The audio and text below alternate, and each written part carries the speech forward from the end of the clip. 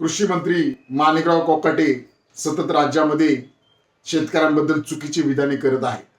मध्यंतरी त्यांनी कर्जमाफीबद्दल सुद्धा अत्यंत चुकीचं विधान केलं होतं. यावरून राज्यामध्ये त्यांच्यावर मोठ्या प्रमाणावर टीका करण्यात सुद्धा आली होती. कृषी मंत्री माणिकराव कोकाटे यांचा एक व्हिडिओ सोशल मीडियावर दिसत आहे. विधिमंडळाचं अधिवेशन चालू असताना सभागृहामध्ये ते रम्मी खेळताना दिसत आहे.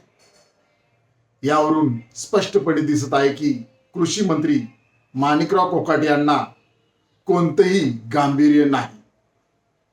शेतकरी आत्महत्या करत आहेत, शेतकऱ्यांचे प्रश्न सुटत नाहीत.